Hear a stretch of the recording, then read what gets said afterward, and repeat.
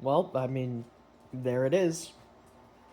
This is my collection of physical Sonic games, which I have spent about a few years cultivating by this point, and today I just kinda wanted to talk about them. Starting, of course, with my very first Sonic game, Super Smash Bros. Brawl. Yeah, we're gonna kind of rip off Scott the Woz here and use a bit of a carpet setup, but my first real exposure to Sonic was through this game right here. You see, my first console that I ever got was a Wii Mini that my parents got me. Can't remember when, it was sometime in the 2010s. And my first game for it was Mario Kart Wii because we got the bundle for that. And Brawl was either like my second or third game, and that was how I was exposed to Sonic with the campaign. And I thought, oh, this guy looked pretty cool, and so eventually I decided to pick up, where is it? Here it is. Sonic and the Black Knight. This is the exact box we got it. We got it secondhand at a Mega Replay. I think it was a Mega Replay. This is the condition the box was in, which I find really, really funny. You can tell it's aged a lot. I don't know what happened to their original box art or why they didn't just print it out, but this was my first actual Sonic game, you know? And this was what got me into Sonic. Now, my Sonic hyperfixation did not kick in until years after this, but I thought, you know what? Sonic was cool. And I really do like the Sonic and the Black Knight disc. Hang on, I gotta be careful to take this out. Like, look at that beautiful art on it. All the runes and shit. That looks really cool. And eventually, a retro shop opened up in my town, and they had Sega Genesis is for like $80, I think. And getting a copy of Sonic 2 with it was only $20. So, for $100, I got my very own Sonic game. Sonic the Hedgehog 2, and a Sega Genesis that worked with it. But for the most part, my main experience with Sonic before this was just with crossovers. Like I mentioned, Brawl here, but also, I don't want to get the box out because younger me thought it would be funny to trash the box art and completely rip it out and replace it with a deliberately shitty pencil drawing. But Lego Dimensions. I spent hours on that Sonic pack. I didn't even understand most of the references because, again, I wasn't a massive Sonic fan by this point. This was still just me and my itty-bitty baby exposure to Sonic. But I have an Xbox One, and eventually I got Lego Dimensions for it as, I think, either a birthday or Christmas gift. And eventually I went out and I bought the Sonic pack for it, and little me spent hours on that expansion pack. I'm really sad because my toy pad no longer works. The wires are completely chewed by either my cat or my dog. I'm pretty sure it's my cat because he likes chewing cords because he's a little chud. But yeah, unfortunately, I can't go back to Lego Dimensions at the moment. I'm saving up to buy a replacement toy pad because honestly, I really want to experience Lego Dimensions again, and I don't know, emulators always... I respect emulators. Emulators are how I played a lot of NES or SNES or Genesis games. It's how I played Mario Kart Arcade GP, which is another really cool game. So I have nothing against emulators. It's just with modern consoles or Toys to Life games, I can't imagine it feeling the same. You know, you gotta have that sense of magic with Toys to Life. But back to the Genesis stuff. I became obsessed with Sonic by this point, so I eventually decided, you know what, I'm gonna try and pick up every Genesis Sonic game that I can. Right now, the only one missing from my collection is Sonic CD, but that's just because right now, I'm first trying to get my hands on a working CD.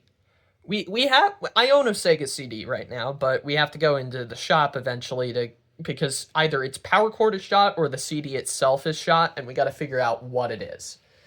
But in the meantime, I spent my time collecting other parts of the Genesis Sonic lineup. I think the next one I got was either Sonic 3 or Sonic and Knuckles. It was one of these. These are honestly still one of my favorite pieces of gaming history.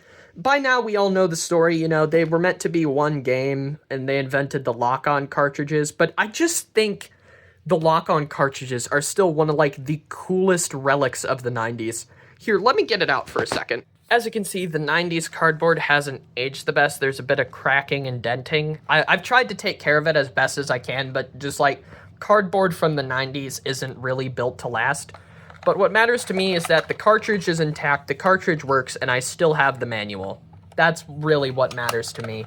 But this is just, like, the coolest piece of tech to me. And it honestly feels surreal, like, actually plugging this into a Genesis and experiencing this. I don't know, there's just a magic to it. I'm not gonna go on some retro shit was better, because honestly, like, this was barely utilized technology. Like, Sega barely did anything with this, but what they did with it was so cool, and I wish, like, other companies or Sega just experimented with it a little more, because Knuckles in Sonic 2 is, like, the coolest thing ever. Yeah, you can get that with Sonic Origins now, but it doesn't have the same magic of, you know, taking out a physical cartridge. This is meant for Sonic 3. It was always meant for Sonic 3, but you take it out and you go, I wonder what happens if I plug in a cartridge that isn't Sonic 3. And then you get to play as Knuckles in Sonic 2, and it's very cool. Let me make sure I put that in the right way. There we go. Speaking of 90s cardboard that's kind of wearing, let's talk about Knuckles' Chaotix. I spent an entire summer working a job at my local government to save up for this and a 32X to play it, and it is honestly one of my favorite games I own physically. I love this game so much. Is it a perfect game? Hell no. I think it's honestly... It's not even one I've beaten, it's just one I like to pop in and just dick around for a little, because it's such a fun game to dick around in. You know, there's nothing as special as Knuckles' Chaotix to me, and I don't know how to explain it. It's just, there's this weird aura that is really cool about it. Now, obviously, its cardboard is also wearing down, because again, 90s cardboard, not the best. But I've kept it in as pristine condition as possible, and as long as the manual and cartridge work, that's all I really care about. And I love it to death. I also, of course, have Sonic the Hedgehog 1, because, like I said, I'm trying to get all mainline Genesis Sonic games, as well as most of the spin-offs. What I care about here is trying to keep all of my Genesis Sonic games that are mainline, or mainline adjacent in the case of Chaotix, boxed. Like, I want the boxes and the manuals for these, but for the weirder, more spin-off-y games like Wacky World's Creativity Studio, Dr. Robotnik's Mean Bean Machine, or Sonic Spinball, I'm not as picky. I just kind of want to own these. But for the mainline and mainline adjacent, I do actually give a shit about them being boxed. Let's talk about this game. This game is weird. Wacky World's Creativity Studio. This is probably one of the weirdest retro games of all time. It's just like, you kind of make shit, and Sonic is there. I wouldn't even really call it a Sonic game, but I'm including it by technicality because I've already talked about Brawl, and I've already talked about LEGO Dimensions. So this counts to me. I mean, he's on the cover right there. Sonic and Tails are on the cover, and you can just kind of place them down in your wacky world, your creativity studio, even.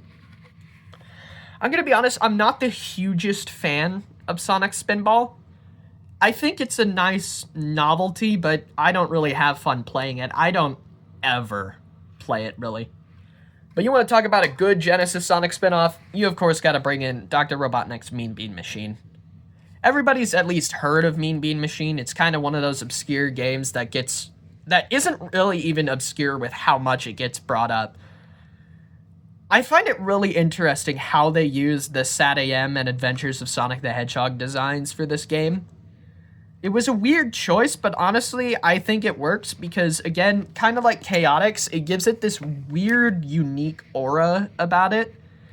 And it's just a solid game because it's Puyo Puyo. You can't go wrong with Puyo Puyo. I love Puyo Puyo. I think I like it more than Tetris. Mean Bean Machine is interesting. Now, as I'm sure you've also noticed, there was a Game Gear game in my collection here. Sonic 2 for Game Gear. I do own a Game Gear to play this on, and honestly, I like Sonic 2 Game Gear a lot. I see the Game Gear ports kind of get a lot of flack, but Sonic 2 Game Gear is fun. The bosses, though, are incredibly bullshit. I don't think I've gotten past the first one. That's entirely a skill issue, by the way, but, you know, it's just fun. Sometimes I want to pop it in and experience a handheld Sonic. I accidentally have 2 copies of this because my dad saw a copy of it at a garage sale and got it for me, not knowing it was the exact same game. So I own 2 copies of Sonic 2 Game Gear. This one is very interesting because they sold this to me for, like, practically nothing, and this is, like, fully complete. There's still, like, a mail-in order thing left in here that you can fill out. There's a manual. There's everything. I am surprised this game did not go for more. Because, like, the Game Gear is such an obscure console that you think, like, people would be charging a lot more for this. But let's get on to some more modern games. More specifically, my 2 Shadow games. Shadow the Hedgehog. I'm not the biggest fan of playing this game, I'm gonna be honest. I agree with most of the reviews, it's kinda ass to play, but I like owning this because it's honestly one of the most fascinating games in Sonic's history to me. They gave him a gun. And honestly, I still fuck with a lot of what Shadow did. I don't fuck with the controls, but I don't know, there's just something about it. It's so unapologetically 2000s, and I love it for that. Now let's talk about the most interesting game in my collection, Sonic X Shadow Generations. As you can see, this is a Day 1 edition. You see, this was like the Sonic game that I was the most hyped for. I was so hyped for this, I wanted all the pre-order bonuses. So not only did I pre-order a physical edition here, I also pre-ordered the digital deluxe edition so that I could get the Terrio skin and play the game a few days early. I bought 2 copies of this game, essentially, for exorbitant amounts of money. And it was worth it. This is by far my favorite Sonic game of all time. I think it's an excellent remaster of Generations, minus the rewrite, which is a little blah. But you know what? It's an old game. They couldn't really do much with it. But Shadow Generations, easily the best Sonic game ever. I love its story. I love its level design. Whenever I need a Sonic game to dick around in, my first thought is always, why don't I go over to my Xbox and why don't I boot up some Shadow Generations? It's a really phenomenal game, and I don't regret buying it twice. And, of course, because this was the Day 1 edition, it, of course, came with the awesome physical copy of Gerald Robotnik's journal, which I'm going to get out here. Look at this bad boy. This is still such a cool collectible. I do find it interesting how they use this game to set up Professor Tori when she doesn't really get payoff until Chaotix Case Files. Professor Tori is honestly such a fascinating Sonic character that I need to talk about more. I also really like the artificial grime that's printed on. Like, this isn't something I added. This is artificial grime here, an artificial tear. It really does look like a really old journal, as much as it's kind of defeated by, you know, being printed on a shitty booklet. They did their most they could with this without, like, full-on making, like, a full physical journal and physically roughing it up. It is really cool, and I am honestly very happy to own something like this. So yeah, this is my physical Sonic collection at the moment. I hope you enjoyed just a little dive into my library, and hopefully, eventually, I can get Sonic CD and finally own every Sonic game on Genesis.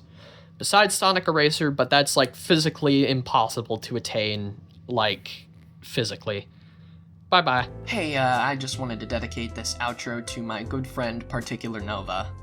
She's in a lot of debt thanks to college right now. I believe it's around $10,000, and the government has completely refused to give her any financial aid whatsoever. She doesn't have any scholarships, nothing like that. I've linked her Ko-fi in the description, and I think you should honestly check it out if you can. She makes good stuff, and she has pretty cheap rates, I'm gonna be honest, for how good her work is. If you can support her, that would be greatly appreciated. I'd also like to thank my girlfriend, the Mange in the Rough, Same girlfriend from before. She just hopped channels, and I've been linking the wrong one this entire time, for making this new outro song for me. It's great.